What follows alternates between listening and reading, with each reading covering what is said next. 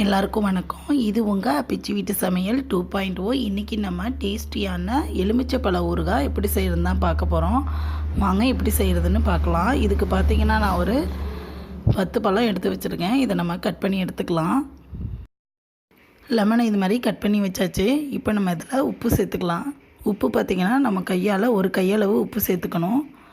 உப்பு எப்போவுமே ஊறுகாய்க்கு கொஞ்சம் அதிகமாக இருந்தால் தான் ஊறுறதுக்கு கரெக்டாக இருக்கும். பச்சை மிளகா 5லேருந்து 6 கட் பண்ணி வச்சது அதையும் சேர்த்துக்கலாம்.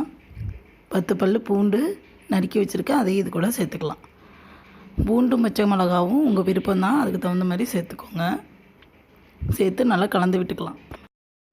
எல்லாம் சேர்த்து நல்லா கலந்து விட்டாச்சு. இப்போ நம்ம இதை மண் சட்டிக்கு மாற்றிக்கலாம். ஏன்னா சில்வர்லேயோ அலுமினியம் பாத்திரத்துலையோ ஊற வச்சோம்னா அந்த பாத்திரம் வந்து கெட்டு போயிடும். அதனால் நான் மண் சட்டிக்கு மாற்றிக்கிட்டேன். இப்போ நம்ம இதை ஒரு 3 நாளைக்கு நல்லா ஊற வச்சு எடுத்துக்கலாம். 3 நாளாக நல்லா ஊறிடுச்சு. இடையில நம்ம டெய்லியும் ஒரு 2 தடவையாச்சும் எடுத்து நம்ம குலுக்கி விட்டு வச்சிடணும். இப்போ நம்ம இதை எப்படி தாளிக்கிறதுன்னு வாங்க பார்க்கலாம். நான் தாளிக்கிறதுக்காக வேறு பாத்திரத்தில் மாற்றி வச்சுருக்கேன். இப்போ நம்ம இதில் மிளகாத்தூள் கலந்து விட்டுக்கலாம்.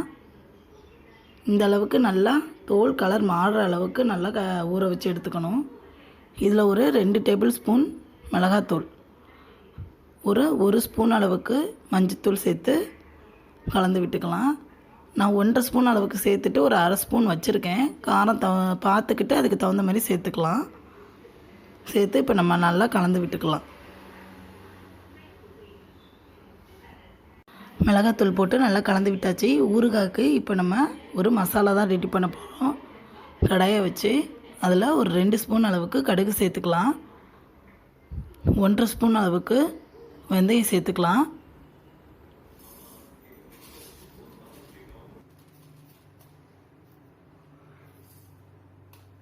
வெந்தயத்தையும் கடுகையும் நல்லா செவக்க வறுத்து எடுத்துக்கலாம். ஊறுகாய்க்கு பார்த்திங்கன்னா இந்த மசாலா தான் டேஸ்ட் கொடுக்கும். இது மாதிரி ட்ரை பண்ணி பாருங்கள்.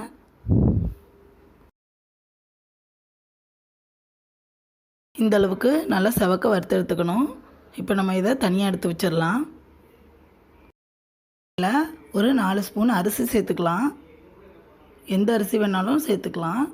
ஒரு 4 ஸ்பூன் அளவுக்கு சேர்த்துக்கோங்க. சேர்த்து நல்லா வறுத்தெடுத்துக்கலாம். அரிசியை வந்து பொரிய விடக்கூடாது. ஹீட் ஆனால் போதும். ஒரு மாதிரி செவந்து வரும்போது நம்ம இறக்கிடணும், பொரிய விடக்கூடாது. இந்த அளவுக்கு நல்லா வறுத்தெடுத்தாச்சு. இது கூடவே நம்ம அடுப்பை ஆஃப் பண்ணிவிட்டு ஜீரகம் 1 ஸ்பூன் அளவுக்கு ஜீரகம் சேர்த்துக்கோங்க.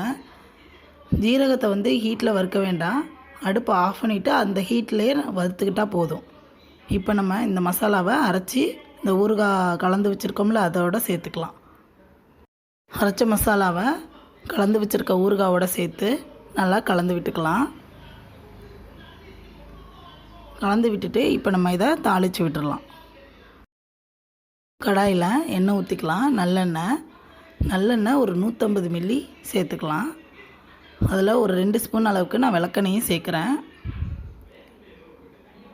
ஊறுகாய் எப்போதுமே நல்லெண்ணெய் இல்லைன்னா விளக்கெண்ணெய் 2 தான் சேர்த்துக்கணும். எண்ணெய் சூடானதும் 1 ஸ்பூன் கடுகு தாளிச்சிக்கலாம்.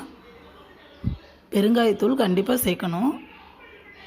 பெருங்காயத்தூள் 1 ஸ்பூன் அளவுக்கு நல்லா சேர்த்துக்கோங்க. நல்லா பொரியட்டும். பொரிஞ்சதும் நம்ம கலந்து வச்சுருக்க ஊறுகாவை அடுப்பை ஆஃப் பண்ணிட்டு தான் கண்டிப்பாக நீங்கள் சேர்க்கணும்.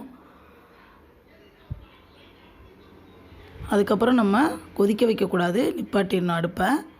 இப்போ நம்ம இந்த எண்ணெயிலே நல்லா கிளறிக்கலாம்.